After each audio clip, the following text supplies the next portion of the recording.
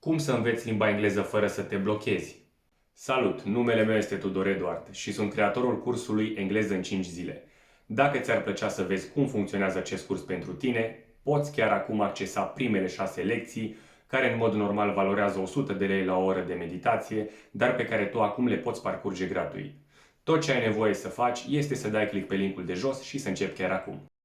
Bun, deci cum să te asiguri că vei vorbi limba engleză fluent și cu ce să începi când înveți? Și pentru ca să înțelegi acest lucru, iată ce îmi răspund elevii când le adresez următoarea întrebare. Ce vrei să înveți în limba engleză? Și iată ce răspunsuri primesc de obicei.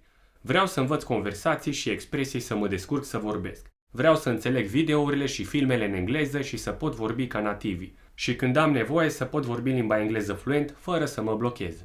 Iar când am întrebat un prieten dacă vrea să învețe limba engleză, el fiind plecat în străinătate, răspunsul lui m-a uimit total și iată ce mi-a răspuns. Vreau să învăț limba engleză, dar până nu știu expresii și cuvinte, nu mă apuc să învăț pentru că nu voi înțelege nimic. Iar după cum vezi, majoritatea oamenilor consideră că au nevoie să învețe cuvinte și expresii să se poată exprima fluent. Adevărul este că în realitate îi vedem pe nativi sau vedem actori cum vorbesc limba engleză cu ușurință, îi vedem cum folosesc expresii și cuvinte și intuitiv ne vine să îi copiem. Iar credința generală este că dacă pot folosi cuvintele și expresiile pe care le folosește acea persoană, voi putea vorbi la fel de bine limba engleză.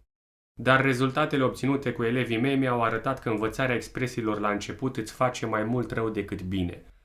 Iar motivul este că majoritatea oamenilor nu înțeleg exact în ce context să folosească expresiile. Și iată caracteristica comună pe care am observat-o la toți elevii care s-au ocupat să învețe expresiile la început. Ei nu au reușit niciodată să vorbească limba engleză fluent și corect gramatical. Au învățat câteva cuvinte, au învățat câteva înjurături, câteva expresii și câteva conversații, cât să se poată descurca așa cât de cât. Dar nu au reușit niciodată să vorbească fluent. Și iată de ce. Dacă vei căuta pe Google definiția cuvântului expresie, vei vedea că înseamnă manifestare, redare sau reflectarea stării interioare. Cu alte cuvinte, când o persoană dorește să învețe o limbă străină, primul impuls este să își poată exprima trăirile în acea limbă în mod natural. Și cel mai ușor să ne exprimăm trăirile este prin folosirea expresiilor. Doar că expresiile reprezintă subtilitatea limbii, iar expresiile englezești diferă de cele românești. Iar dacă nu înțelegi cum se formează limba engleză, nu vei ști cum se formează expresiile și le poți folosi greșit. Să-ți dau un exemplu. Dacă vrei să întrebi ce faci în limba engleză, poți spune what's up. Dar dacă cineva te întreabă what's up there, poți crede că persoana te întreabă ce faci, dar de fapt te întreabă ce este acolo sus sau ce vezi acolo sus.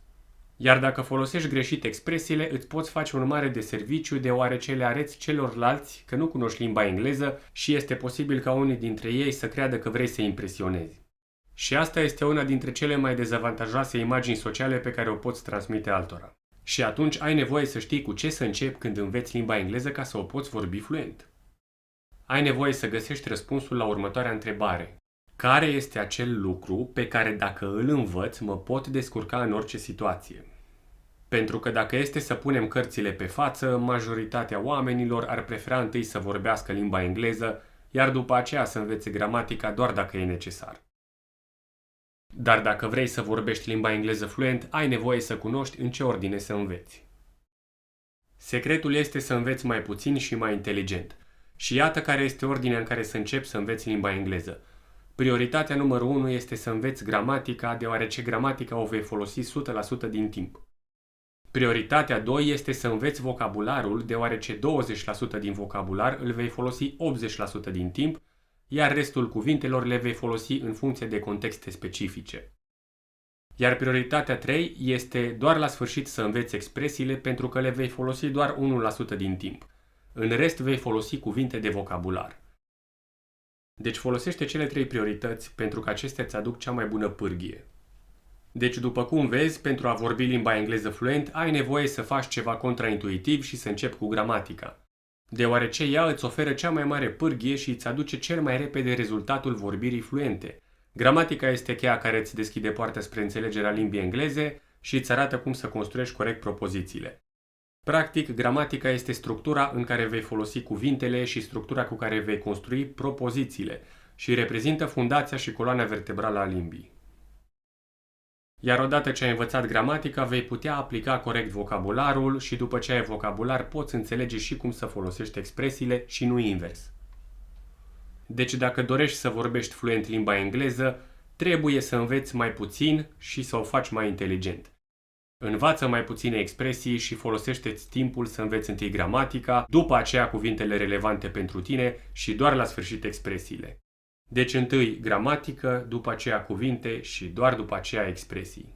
Și în final, dacă dorești cu adevărat să înveți limba engleză și să o practici până ce o vorbești fluent și întâi vrei să vezi cum funcționează acest curs pentru tine, îți ofer primele 6 lecții care în mod normal valorează 100 de lei la o oră de meditație, dar pe care tu le poți accesa gratuit. Tot ce ai nevoie să faci este să dai click pe linkul de jos și să începi chiar acum.